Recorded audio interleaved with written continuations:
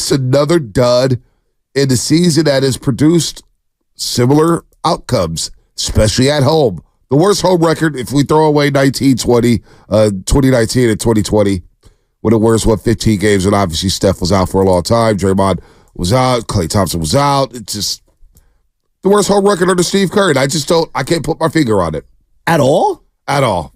I can.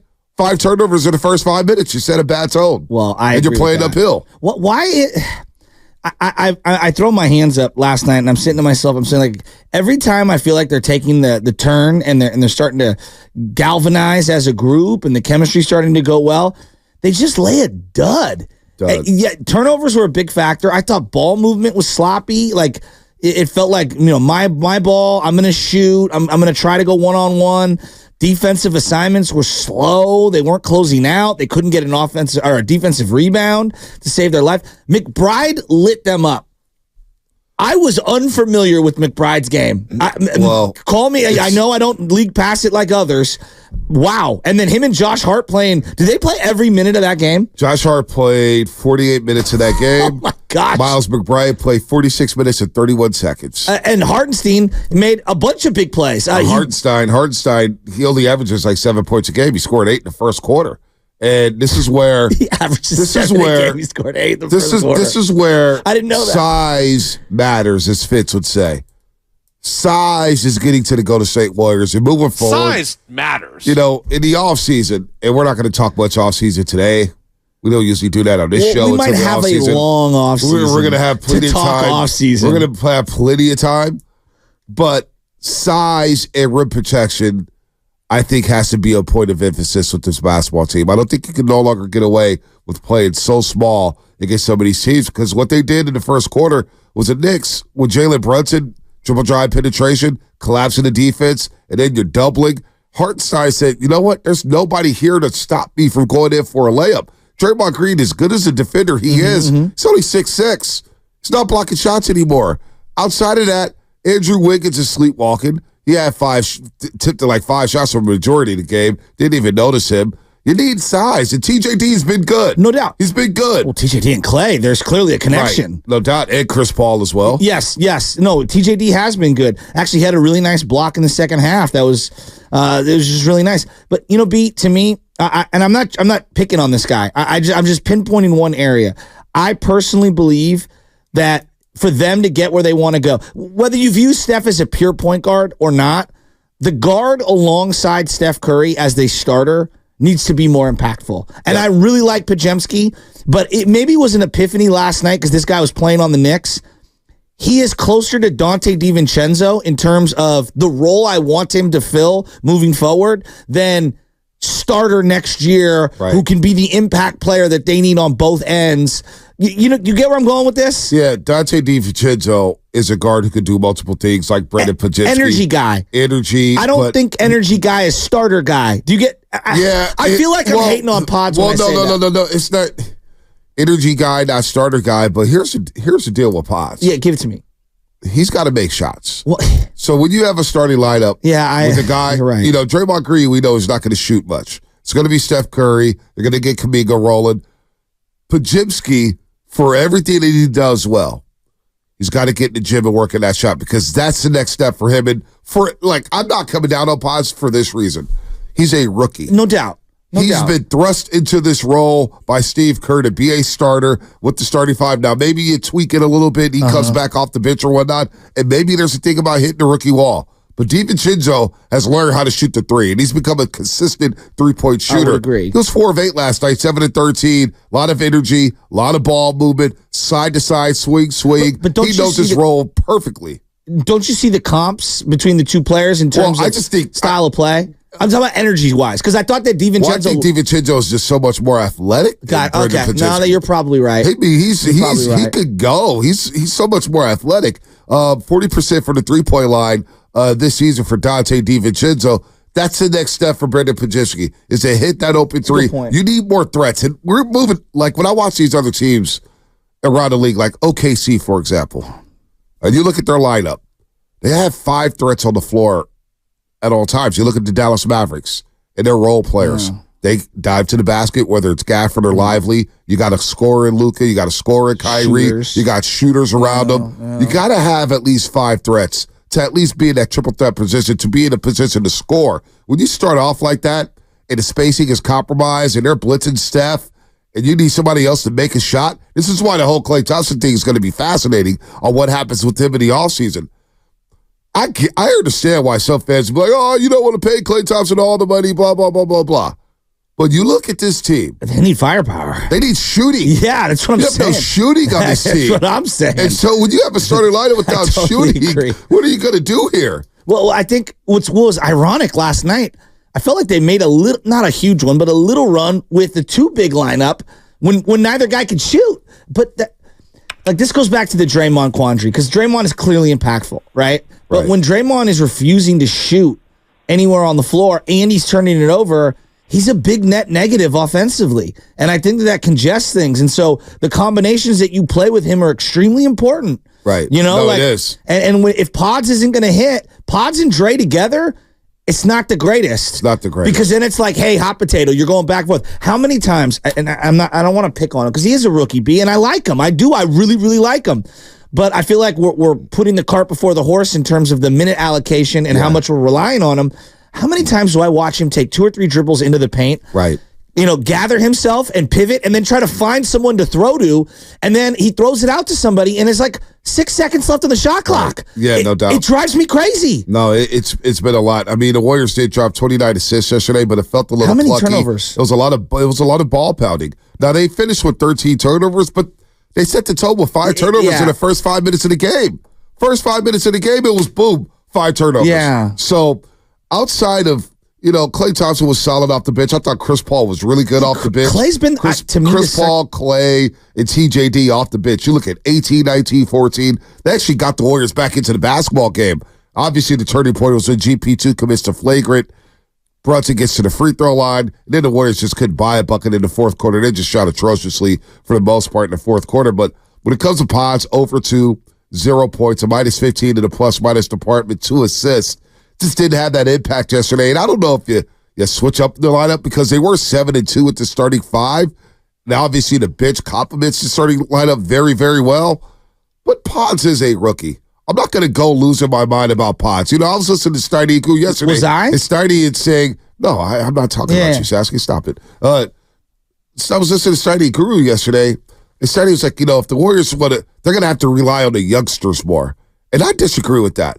Because the youngsters, when it comes to this point of the season, it's the reason why a lot of rookies don't have success in the playoffs. A lot of youngsters don't have. This is about the OGs. Yeah, I would agree. This is about the big money players. This is about Andrew Wiggins, Draymond Green, Stephen Curry, Klay Thompson, and Chris Paul. And now you look at Andrew Wiggins, 2 of 9, 7 points. We'll get to him. Didn't even notice him yesterday. Draymond Green, 1 of 7 yesterday, 8 rebounds, but the Knicks were attacking the paint at will. He just didn't have a good night. He didn't have a good night last night, Draymond Green. And some people were tweeting that he was tired or whatnot. I don't know what it was. Just wasn't. Your big money players, if you want to get to where you want to get to, it has to be your big money players. It's unfair for me to say, hey, I need this for Kuminga for us to do this. Kuminga, they're playing as well as they can right now. Kuminga's playing well. Now, he didn't have his best effort last night. Podziemski's giving you a lot. Surpassed all our expectations. Yeah. All of them. When was the last time? I mean, it might not have happened because of all the injuries and the unavailable, opportunities. When was the last time CP3, Steph, Klay, Wiggins, and Draymond all played a really good game together? It's been a while. It's too small.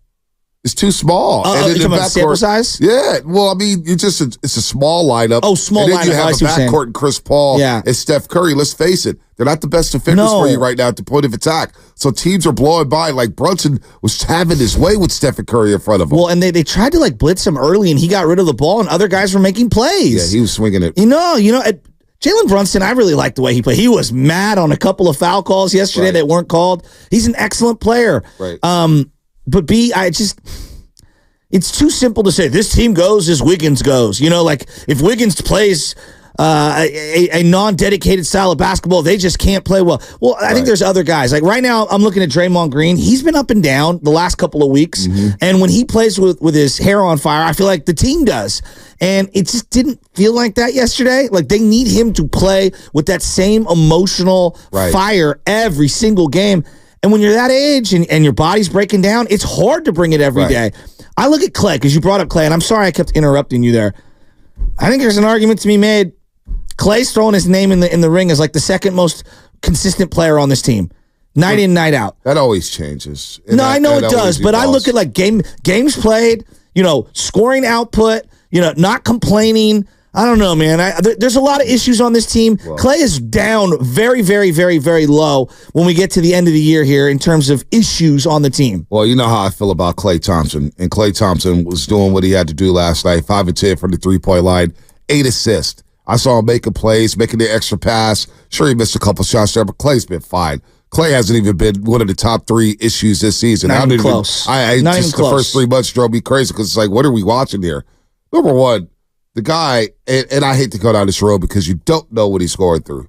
You have no idea what he's going through. I have no idea what he's going through. But really, I thought coming into the season, the most important player on this basketball team was Andrew Wiggins because of his very good individual on-ball defense at the point of attack.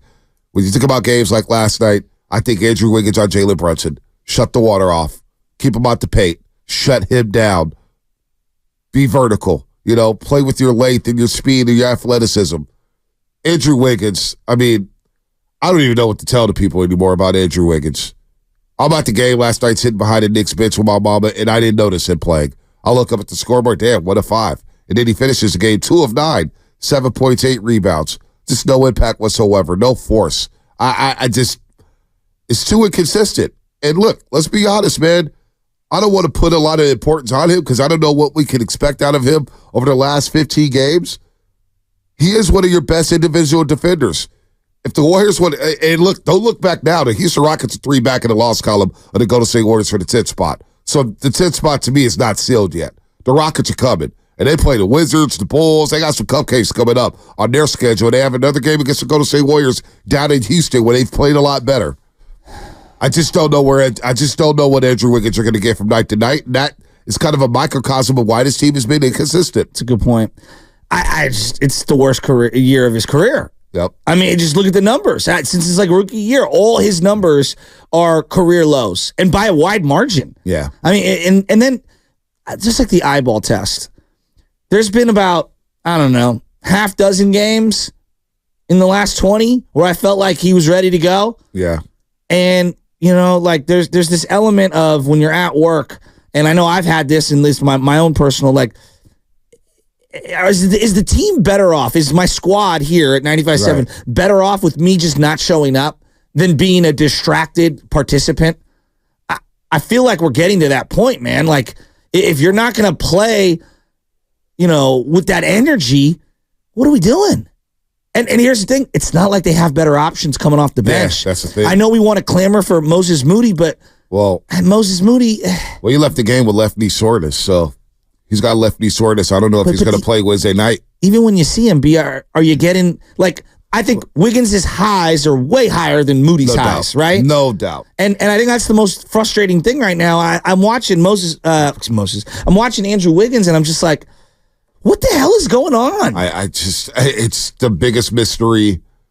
It's the biggest mystery of this season to me. Can I be honest with you? I find it very difficult to even talk about him. It is. Because I feel like everyone wants to cancel everyone for just saying, like, yeah, the dude's not playing well. Like, I'm trying to analyze his on-court basketball play, and everyone's baking. They're like, you can't even criticize him. You can't talk about him. It's like, well, then I guess we just can't talk about Andrew Wiggins. I don't even know who says that. I don't even know. Don't worry about it. But it frustrates me because... Don't worry about Twitter user 595. No, I'm talking about me. 08. Yeah, no, I don't know. Because I find it frustrating because I'm watching the guy, and I'm like, if this were a guy on another team, I'd be like, does he even care?